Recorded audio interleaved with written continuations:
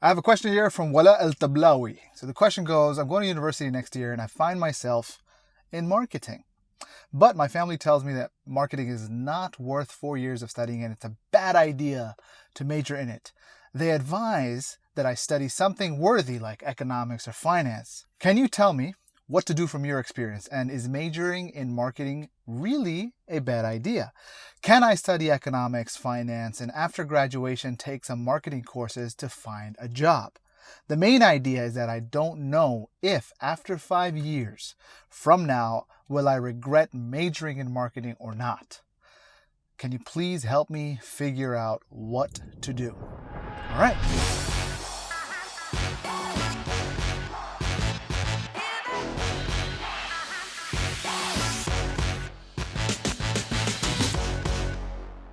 I'm going to share with you my story in terms of what led me to marketing, and maybe there might be some clues for you, so that and it could help you make a decision as to whether or not majoring in marketing is the right decision for you. So let's begin at the fact of I actually didn't initially start in marketing as a major. My initial major going into college, going into university, was in economics. It was an economics major with a concentration in business administration. After a couple of years of being in that major, and also why I chose that major was because I actually wanted to do bond trading. Now, bond trading sounds like a great idea initially because there's a lot of money to be made, but after really studying the way that at least the American and global economic system, the way that it functions is a debt-based system, and to me, I found it to be not really sustainable. And it was also in those couple of years that I started seeing a lot of I could see the troubles happening in the economy, recognizing that that's not the field that I want to be in. It wasn't so much about the major, but it was more so about the field that I wanted to go into. The major was a means to an end. That's part one, knowing where it is that you want to go, what is the work that you want to do. For me, once I realized that bond trading and that kind of work is not what I wanted to do, I actually didn't know what I wanted to do anymore. So I actually explored my options.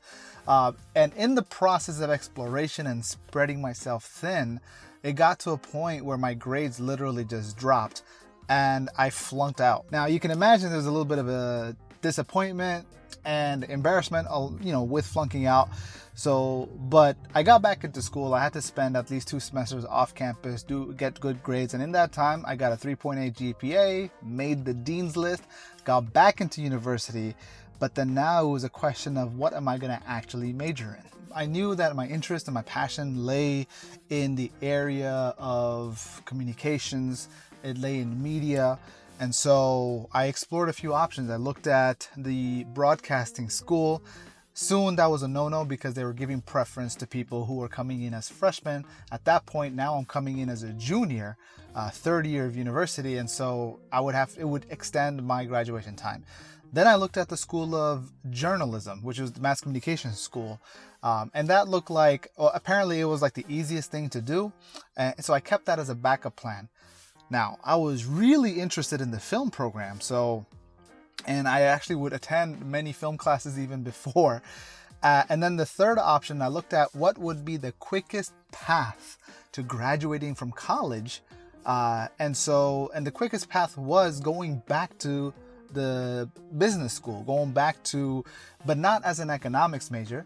This time it was to major in business administration with a concentration in marketing. Now, something to note here, a business admin major. So my major isn't technically marketing, it's business administration, but marketing is a concentration. Now, the difference between different concentrations with the undergraduate degree at the university that I went to was a difference of 4 to 6 classes. So essentially a semester worth of classes that differentiated you from other business students that basically said that was your concentration. And among the concentrations so we had marketing, which was mine, we had accounting, we had finance, we had economics, we had a few others.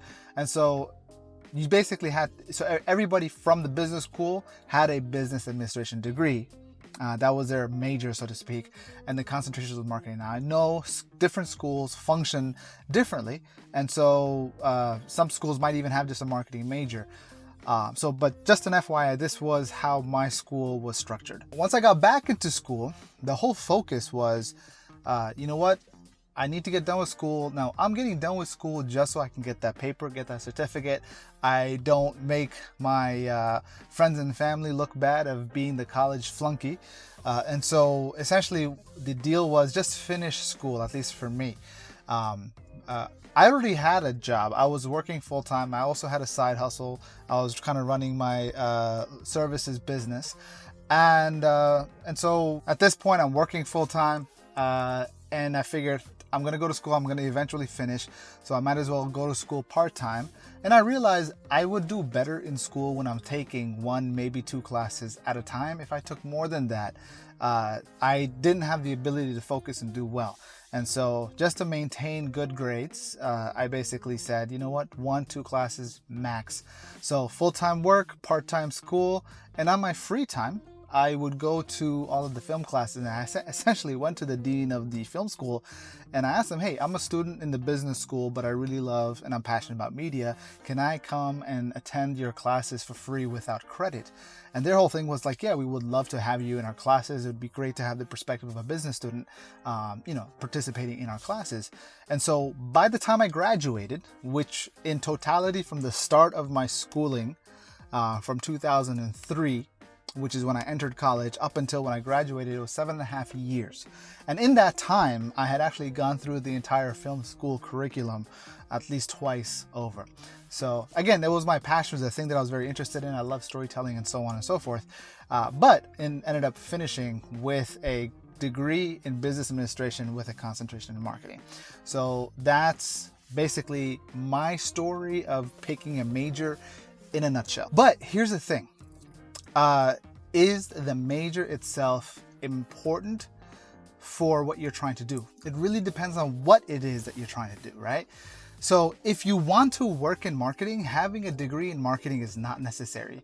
And in fact, it may not even help you.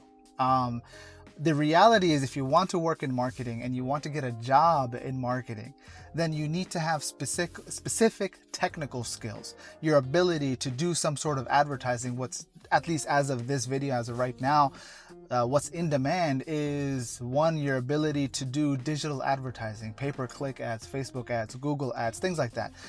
And the other thing is in the area of public relations, right? PR. This is more mass communication journalism, but the idea of being able to do that sort of hustle on a digital level, digital PR.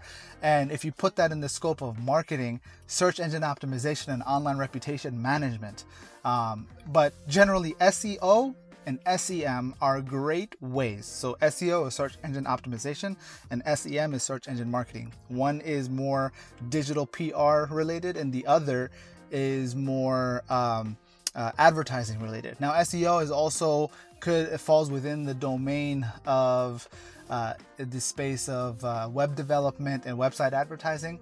But like if you start there are a lot of jobs and a lot of opportunities for you to get in on that. Now on the other hand, if you're not digitally talented or your DNA is not in that space, then you may want to consider other options in the field of marketing if you genuinely want to do marketing. Now, one of the things that you did reply back saying that you wanted to work in management, which is great. Now, if you want to get into management, there's generally 2 paths. Now, this is not a hard and fast rule. It's not necessarily always just 2 paths, but for simplicity's sake, one way to get to management is to work your way up.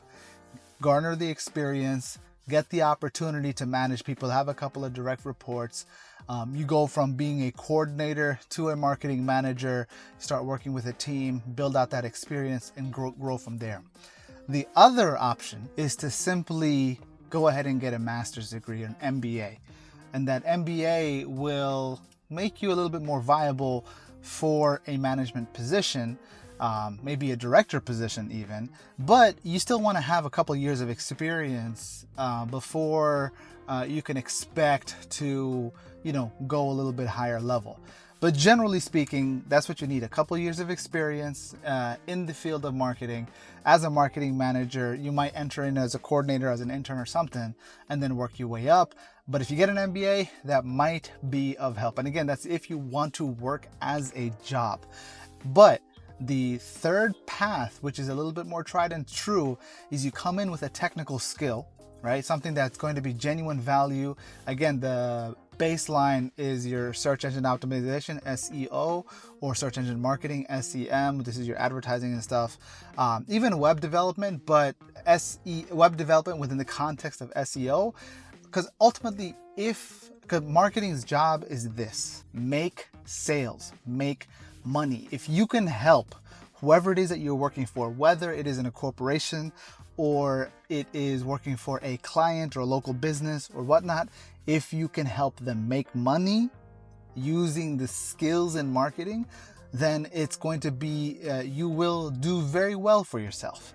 And so that's the thing you need to keep in mind.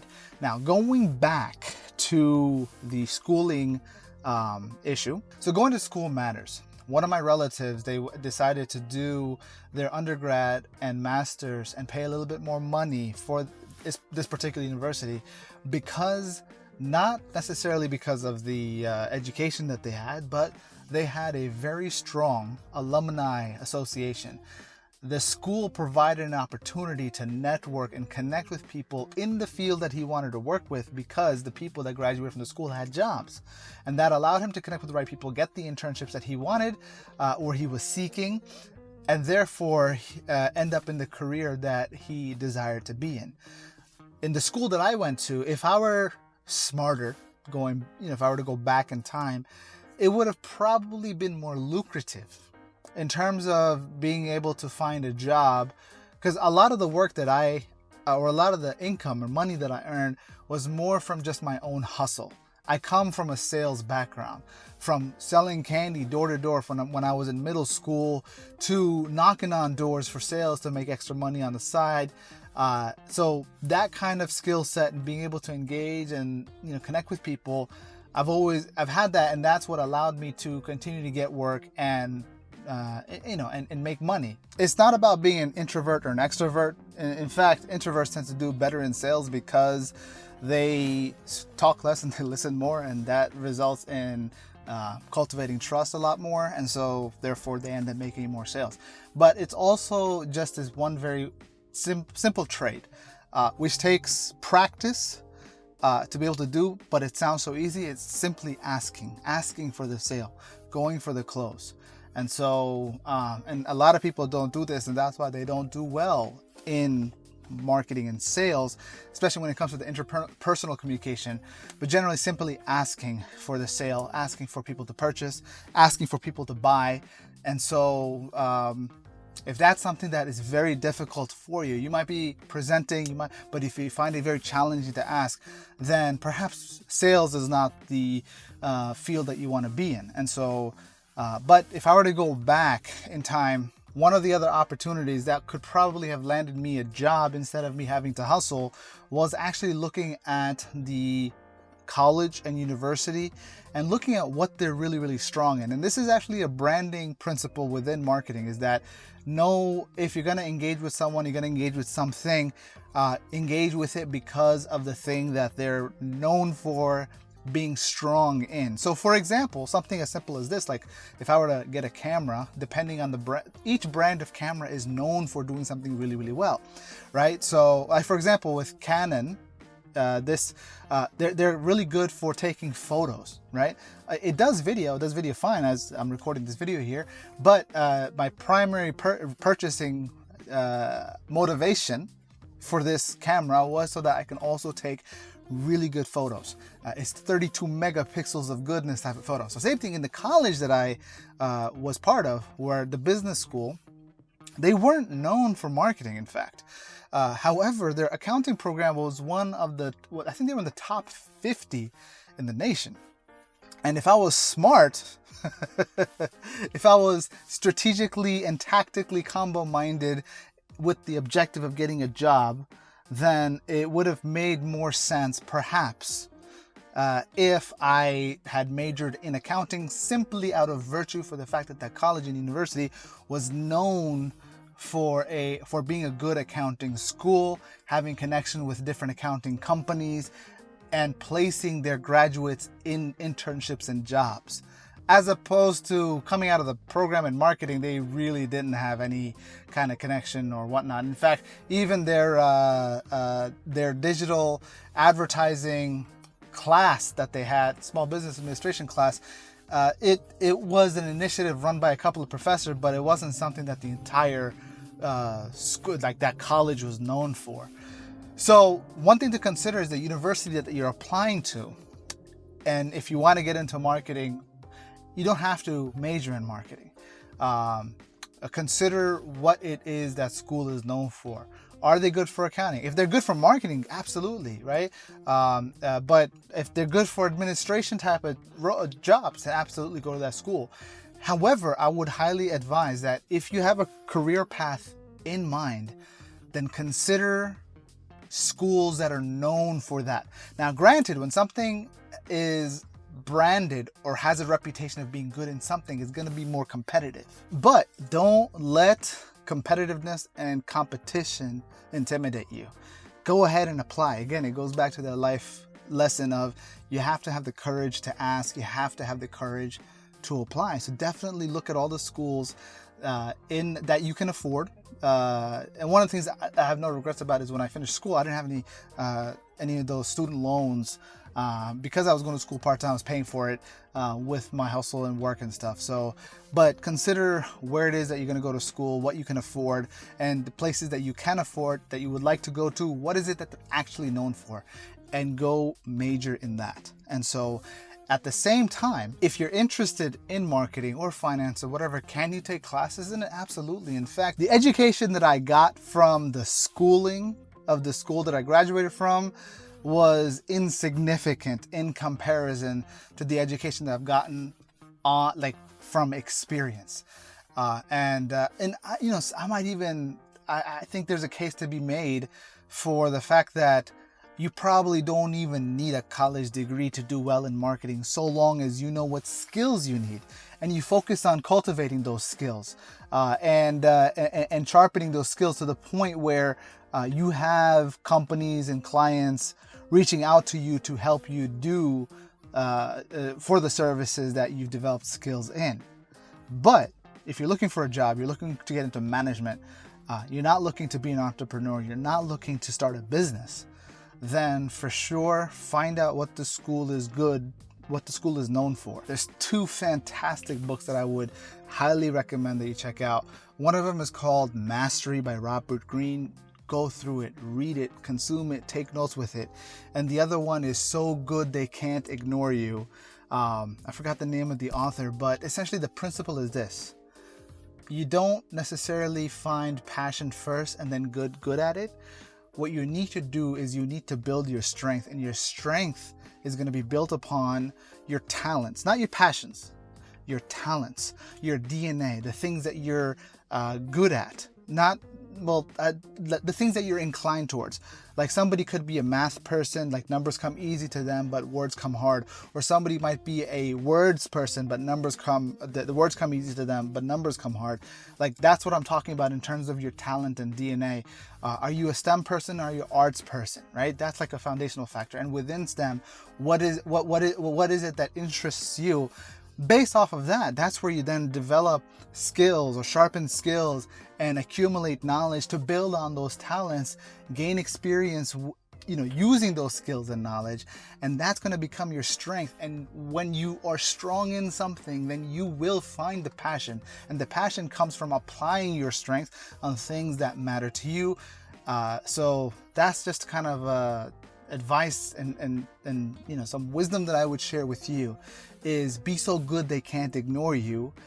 Don't necessarily follow your passion. Your passion will come, you'll find it, or rather it might find you. Rather focus on building your strengths, sharpening your skills, gaining knowledge, pressure testing that knowledge and skill with multiple rounds of experience points.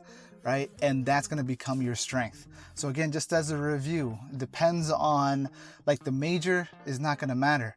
What's going to matter is, what is it that you're trying to become? What is it that you want to do as a career? And also look at the school that you're looking to apply to or go to. What are they known for? Consider majoring in what they're known for. And if they're not known for anything, if what you want to do is not what they're known for, then consider instead applying to a school that is known for what you're looking to get into. And ultimately, those two books, Mastery by Robert Greene and So Good They Can't Ignore You, Be So Good They Can't Ignore You by Cal Newport. That's what it is. So I'll leave you with that. I hope you found value in this, and let me know how it goes. Keep in touch. I'm here up on YouTube. I would be more than happy and honored, and it would be a privilege to help young people like yourself in your career journey as you go forward. My name is Belal Khan, marketing by profession, media by passion. Hope you found value in this. I'll see you soon.